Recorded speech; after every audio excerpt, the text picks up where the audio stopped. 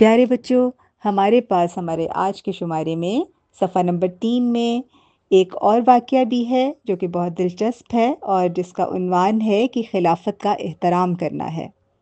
ایک بچی نے سوال کیا کہ حضور انور ایدہ اللہ تعالیٰ کے بچپن میں کسی بزرگ یا کسی صحابی رضی اللہ تعالیٰ عنہ کے ساتھ کوئی یادگار واقعہ ہو تو حضور بتائیے۔ اس پر حضور انور ایدہ اللہ تعالیٰ نے فرمایا، ہمارے دادا یعنی کہ حضرت مرزا شریف احمد صاحب جب فوت ہوئے ہیں، حضرت مسیح موعود علیہ السلام کے سب سے چھوٹے بیٹے تھے۔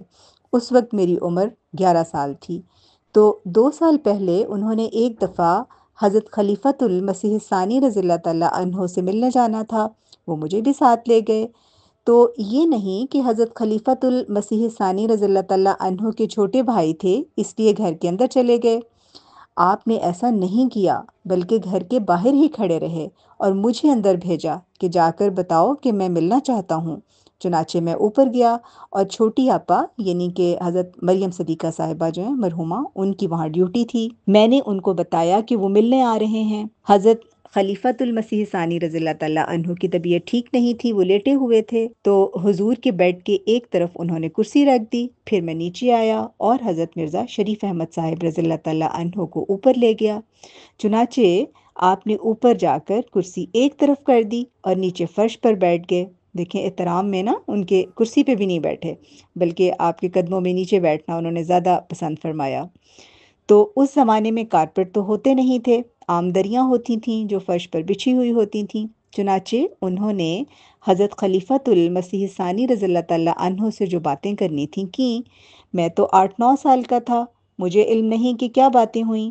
بہرحال اس کے بعد بڑے ادب سے اٹھے اور پیچھے ہوتے ہوئے چلے گئے، یعنی کہ آپ کی طرف بیک بھی نہیں کی، اپنا پیچھا جو ہے وہ بھی نہیں کیا، تو یعنی کمر نہیں کی اپنی نا حضور کی طرف۔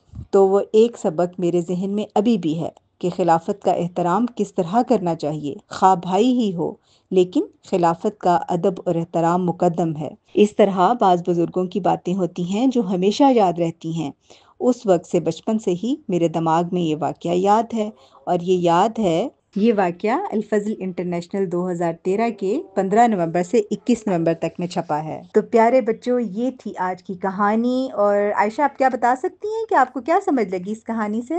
جی، اس کہانی سے وہ جو چھوٹی چھوٹی اچھی باتیں تھیں میں ان کو ضرور عمل کروں گی اور فالو بھی۔ ویری گڈ، شاباش، بالکل ٹھیک ہے۔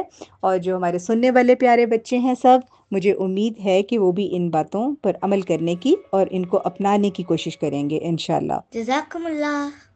تو یہ تھا ہمارے آج کے شمارے کا صفحہ نمبر 3۔